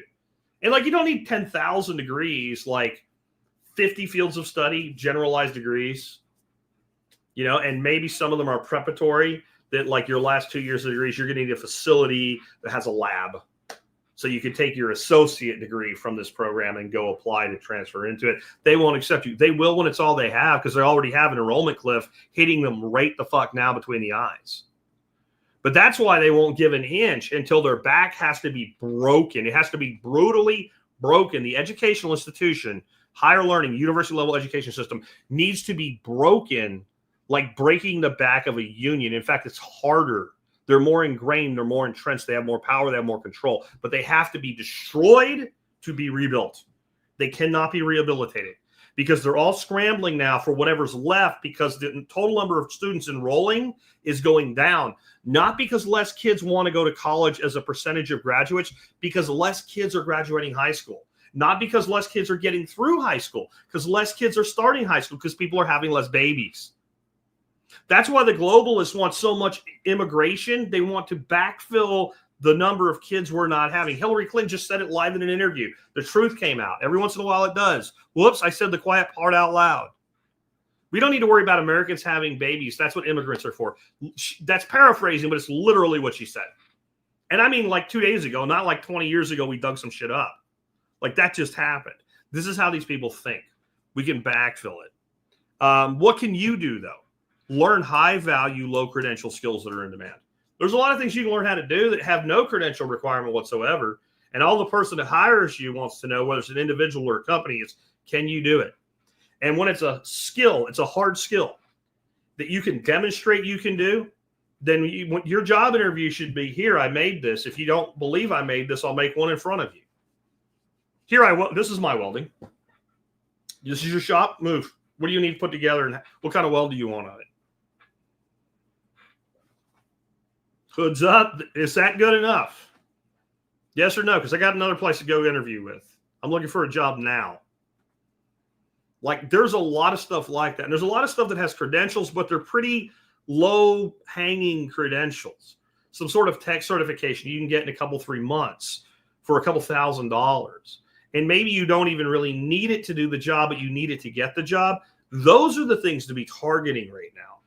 Create your own job through freelance, trade work, local service business. Start your own business. You know I'm going to be dropping this ChatGPT course soon. It's going to be a great course. But if you don't know what business to start off with a discussion with AI on that. Here's who I am. Here's what I know. Here's what I like. Here's what I hate. Here's what I want to do. Here's what I don't want to do. Here's where I live. I mean, it probably will be able to find out a lot about the demographics of your area to begin with really, really quick. Help me spot opportunities. Start coming up with an idea. Like, I know I always say ideas are useless, but let me explain what I mean about ideas being useless. Ideas that do not result in driving actions are useless. So instead of, I got this idea for a business. I got this idea for a product. Are you doing it? No, then it's useless. If you're developing the idea so that you can develop the business, it's useful as long as at some point you make the transition. I just did a show on it last week, and it's the truth. There is no thing in this world that will grant you more freedom to yourself than the ownership of a business that produces beyond your needs. Once you have that, you have all your needs taken care of from your business. Then it's only a matter of growing it to meet your wants, and then exceed your wants, and then the surplus is your wealth. Simple.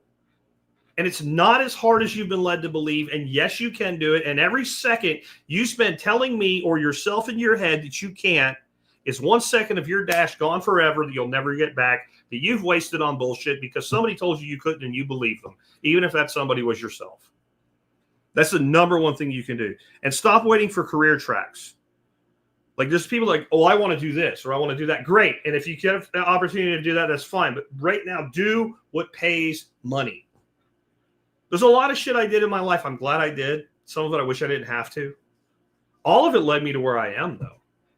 And there was a time when it was like, do you think when I was 16 years old and I was in high school, I wanted to clean the kill floor of a turkey farm?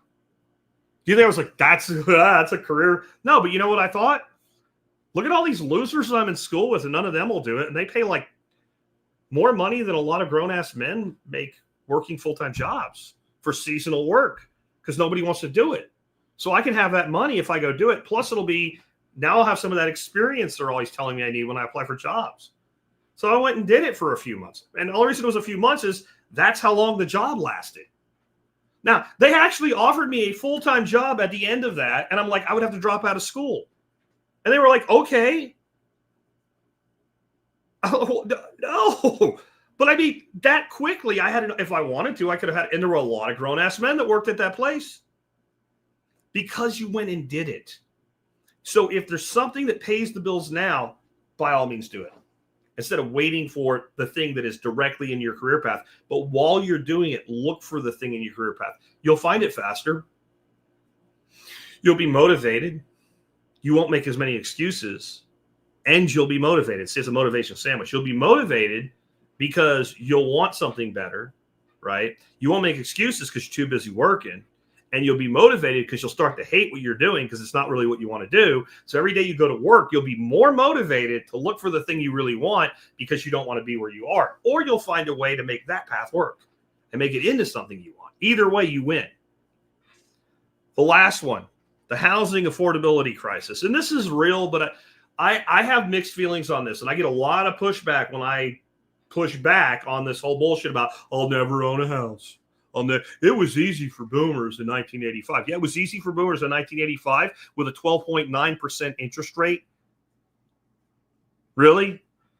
It was? And by the way, are you buying the house that they bought? Are you buying the 3-bedroom, 1-bath house? Is that what you're buying? Are you buying like the modern 10, 15-year-old McMansion that you think you need because it's what your parents had?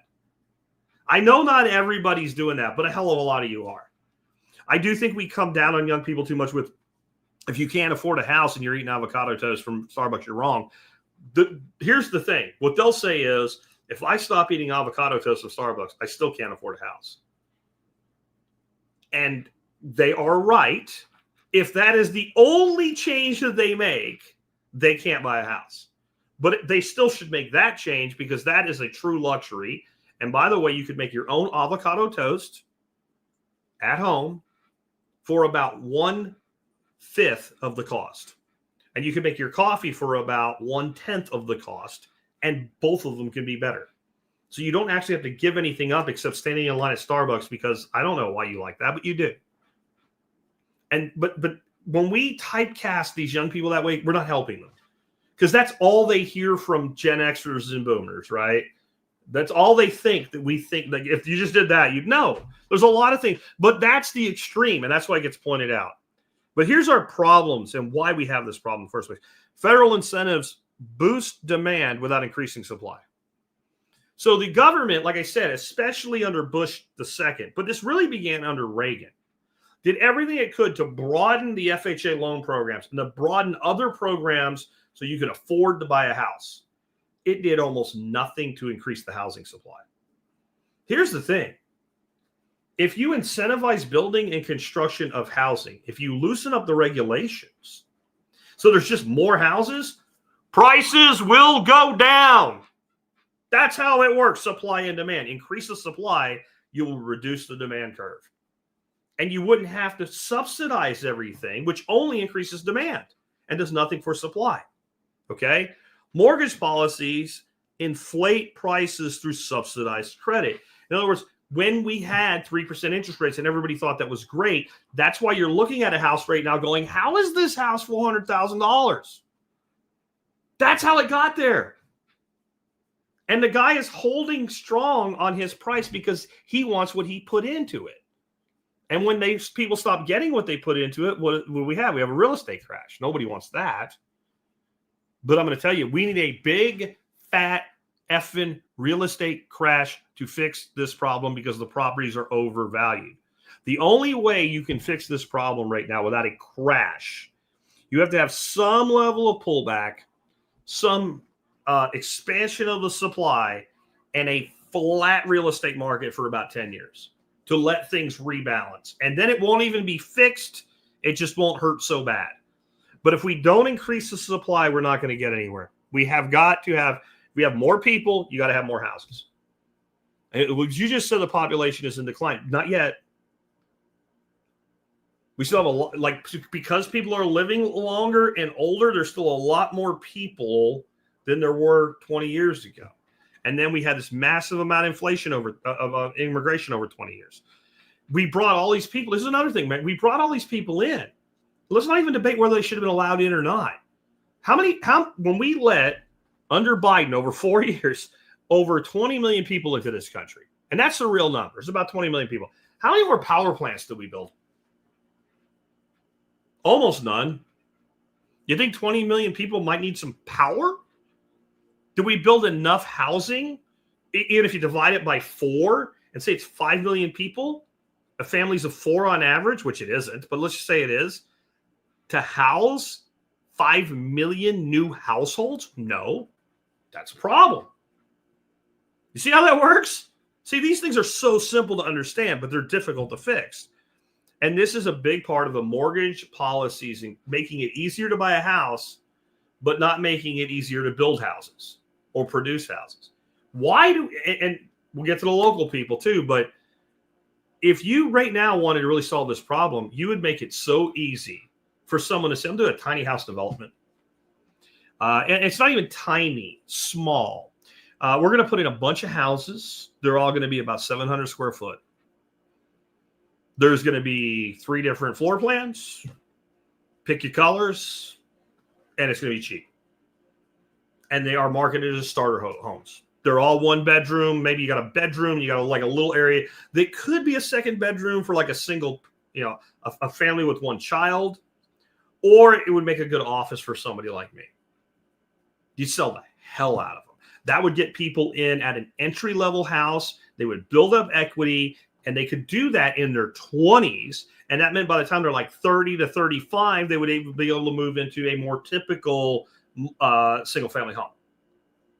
Right now, apartments are serving that capacity, but that's gotten ridiculous where people are paying more to rent a 1-bedroom than they can buy a 3-bedroom, but they can't qualify for the mortgage on the 3-bedroom, even though they're already paying more than the mortgage on the 1-bedroom apartment.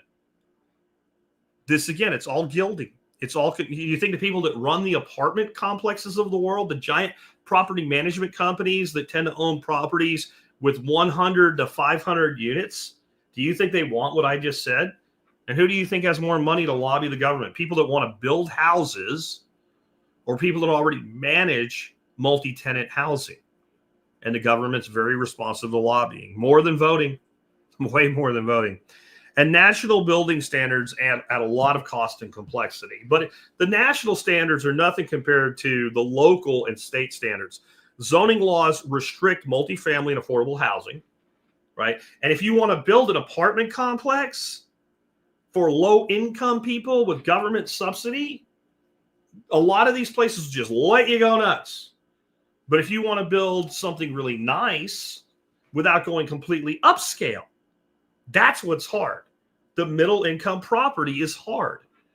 Right now, I bet you if you're renting and you are, making $50,000 to $80,000 a year, which is a good income, whether it's individually or as a couple, and you're renting an apartment in an apartment complex, you're probably living in an apartment that was built at least 25 to 30 years ago or older. How do I know that? Because I know what it costs to build one today. And I know you make too much money to live in the really super nice ones that are only for people that don't make enough money. And you know how most people that live in those apartments, they lie about how much money they make. You know, they have a couple and the wife works part-time somewhere, but she's not a wife, she's a girlfriend. And the guy's not married to her.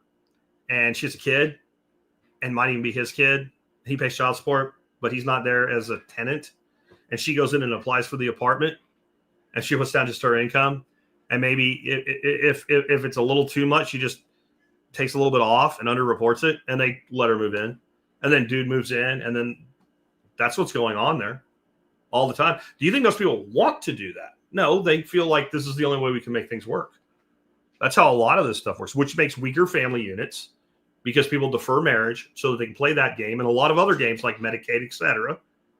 And this is the results of it. Permit backlogs in some states are ridiculous. You know, when Trump went to California and kind of beat up on the people there after the fires, Newsom and I can't think of her name, the mayor of LA and all these people. Yeah, we're going to expedite. Yeah, we're going to do it. Yeah. They haven't done shit. Oh, but what about a free state like Florida? Hey, I just talked to a guy that went through Hurricane Helene in Florida on the Gulf Coast. There's still thousands of houses not even started on rebuilding because they can't, because of friggin' red tape and bullshit at the local level, not the federal level. And there's just a lot of things that block development in areas that allow more people to move into them because we're just not building enough houses. So what are the solutions? Number one, reform zoning and allow for more properties to be developed and more houses to be built and a little bit higher population density where it makes sense. Not going to happen. It's not going to happen because every especially the boomers who are going to die in their houses. There's no good reason for this mindset. We have to protect our property values. Why? So you can pay higher taxes on it? Realize how ridiculous that sounds? Like these people are going to like stay in their home till they die and they're worried about the property value. Once I stop moving, I don't give it. I would be happy right now if Tarrant County said, Jack, we've evaluated your property. You know, the economy's just not very good. We think your property is only worth $100,000. And if it was true, and that's all I could sell it for, I still wouldn't give a shit. I still wouldn't care. I have no plans to go anywhere. The longer you're in a place, the less you're concerned about the property's value and the value of the property to you. That's what you start caring. What is it worth to me? Not what is it worth to somebody else if I sell it. But everybody's leveraged with home equity loans and shit like that on top of it. Everybody wants to step up and buy a bigger house, another house, etc. And we're not doing anything to create that entry-level home. Another thing we could do, fast-track permitting at the local level. They're not going to do it. We should fast-track everything, too. We should make it easier for housing alternatives to come into place. We should make it easy for people to build things like earth contact structures. We should change laws to make it easier for people to build things like monolithic dome homes. I mean, they last forever, durable. If you're going to increase supply, the other side you got to look at when you're increasing supply is how durable is what you're putting in place. Right now, we build houses that sell brand new for $500,000. If you walk through them during the construction phase and you know anything about construction, you're like, this is abysmal. There's a guy I follow on X. I can't think of his name now. All he does is post pictures of houses and go, this is a $500,000 new build. And you're looking up through the roof before the roofing goes on. You can see through it. You see nail pops everywhere. You see joints that look like some retarded monkey put them together. I mean, it's abysmal, the quality of construction. And all these homes start to completely fall apart in about 20 years. And we build them all at the same time in a subdivision, so they all fall apart right at the same time. So we should be looking at, if we're going to be making housing more affordable, we either need to make it something that when its end of life cycle comes, it can be repurposed, or we need to make it durable so it stays part of the supply. But we're doing neither one. And I don't see any of that happening anytime soon. And I think that there should be some sort of way that we could make it painful for states, directly painful, to preempt the growth of local population. In other words, they do things to purposely hold back building more housing. That should hurt, right? And I can sum that up with, and I've said this forever, stupid should hurt. If we had stupid equal pain for the person that is being stupid, not the people around them, then we'd have less stupid. Well, being a state and saying you want growth and then turning around and saying, but we don't want that growth over there, that's stupid. And it should be painful in some way. I don't know how. And I don't see that happening. So what can you do? Well, you can consider alternative living models, tiny homes, homesteads, shared land, compounds. Those are all options. You can just work really hard and save enough money to actually be able to buy a place in a way that makes sense for you. You can be smart about where you live and how you live. That would be helpful.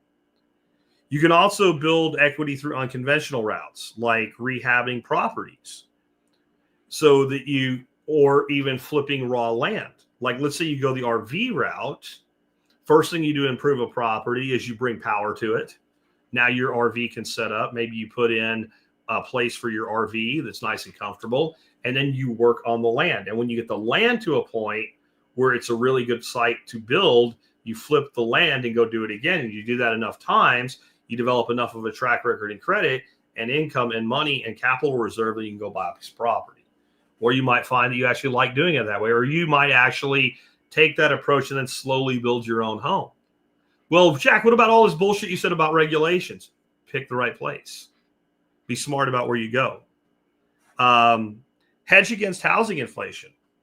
One of the ways to do that is stop holding cash, dollars. Like if you're holding dollars on long-term income rate or long-term money right now, you're just throwing money away. I mean, you're literally having your savings eroded from underneath. You're stacking cash, right? Let's say you're stacking dollars, right? And you stack, $100,000 in cash. So you have $100,000 in cash reserves. You're losing $4,000, $6,000 to $8,000 a year in actual purchasing power. So it's like you keep throwing money on the top and somebody just keeps pulling it off the bottom. And you're wondering why the stack's bigger, but it's not. It's higher, but it doesn't buy more. That's why. So that would be things, I'm going to say Bitcoin would be one thing. Actually getting into some form of property that you own smartly would be another. Other inflation-resistant assets. And people hate it when I tell them this when they're young. Take a second job. Here's why you take a second job when you're young. One, you can. You have the physical stamina and capability to do it.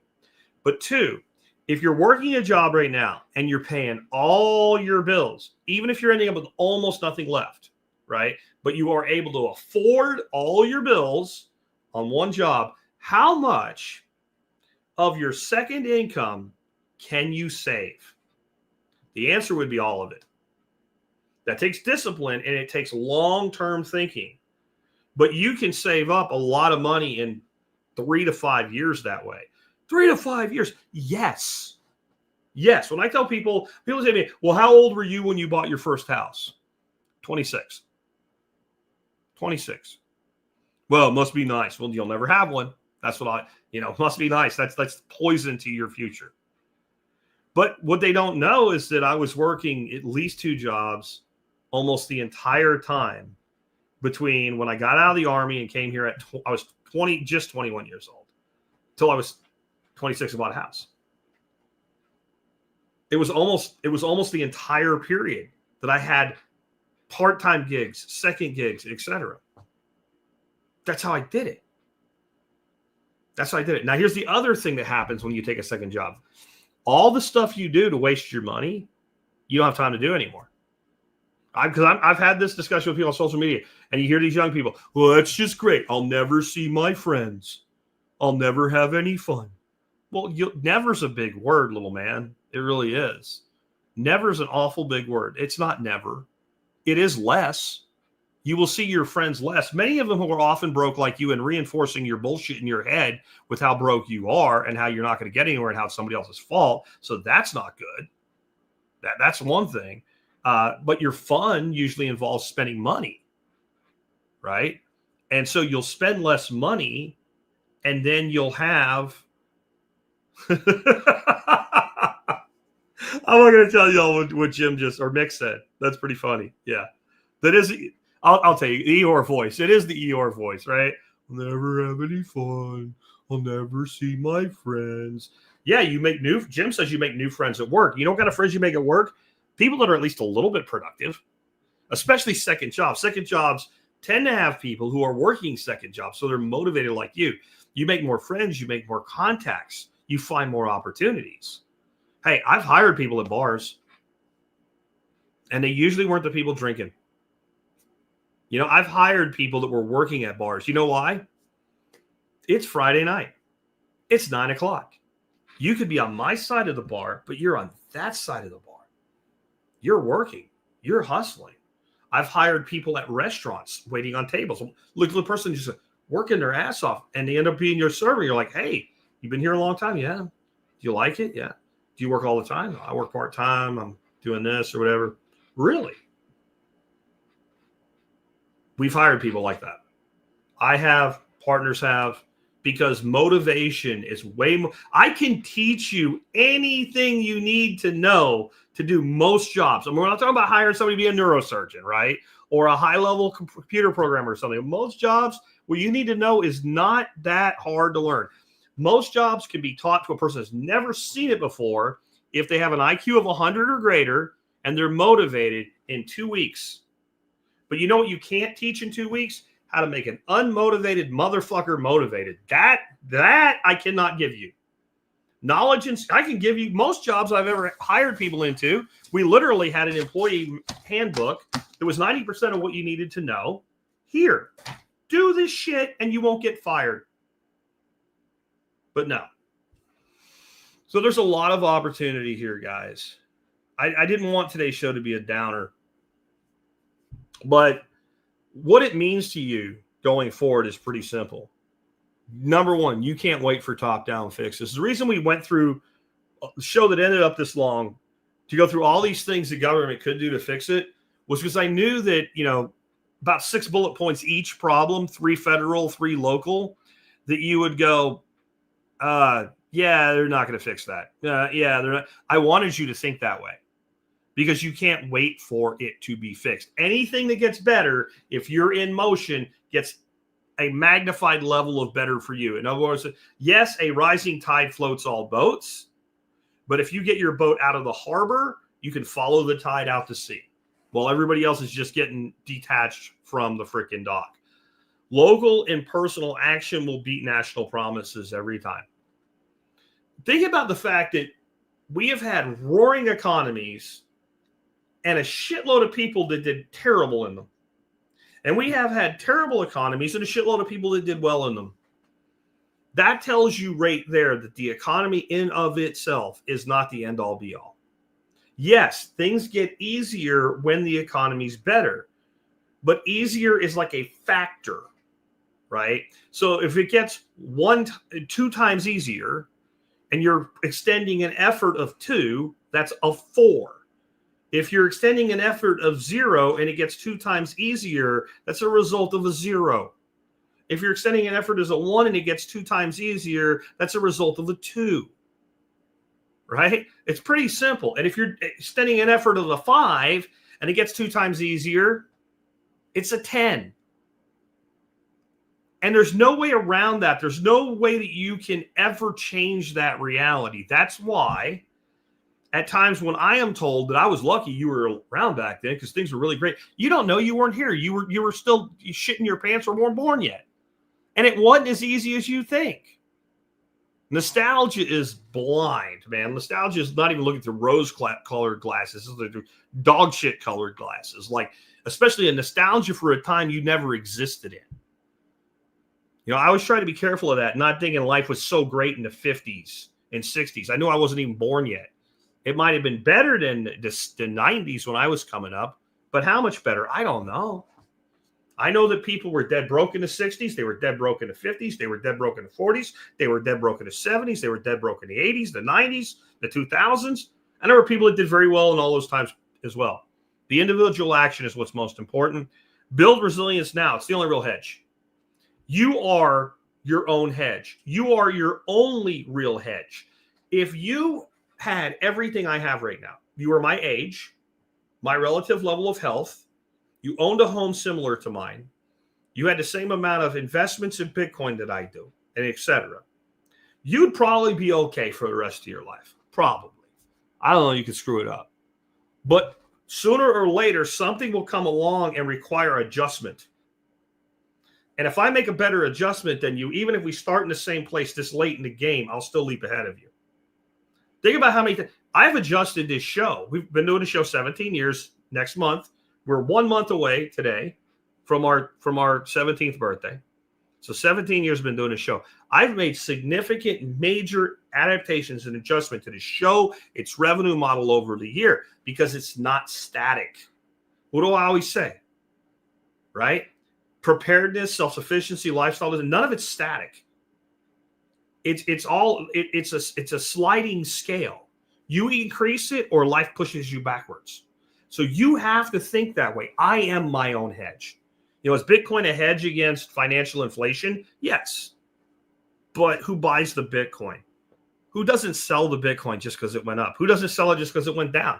Who keeps buying it while it's going down? Who keeps buying it while it's going up? You're the actual hedge. Is spending less of your money a hedge by having more capital reserve? Yes, but who has to do it? You. Is buying an option against the stock that you owned, a covered call or a covered put, as an insurance of it taking a radical move in one direction, is that a hedge? That's actually the very definition of a hedge in stock trading. Even a collar trade where you put a put and a call option on both sides of it. But the only way you lose then is it doesn't go anywhere. As long as it goes somewhere, you make money, right? Well, is that a hedge? Yes. There's whole books on hedging stocks that tell you how to do shit like that. So that's a hedge. But who does it? You. You know what's a hedge on the economy? Having 5 skills that are marketable beyond what you do for your profession.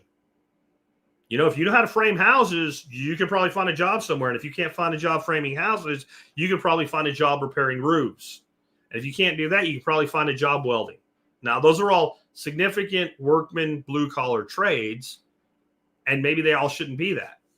If you're a good marketer and your business tanks because the whole sector dumps, you still have a marketing potential for other people. You see what I'm saying? Like, the more you know how to do, the more adaptable you are and the bigger a hedge you are in your own life. You must become your own hedge. And I don't mean the kind that we plant.